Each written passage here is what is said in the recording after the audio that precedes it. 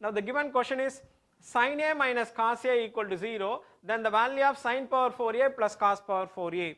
The options are 2, 1, 3 by 4, half. Okay, the answer is half. Very simple. Sin A minus cos A equal to 0, sin A equal to cos A.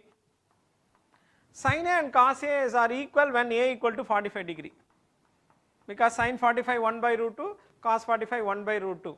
If you substitute A equal to 1 by root 2 here, 1 by root 2 whole power 4 plus 1 by root 2 whole power 4, which is equal to 1 by root 2 power 4. What is root 2 power 4? 4 plus 1 by 4. The answer is half. Okay.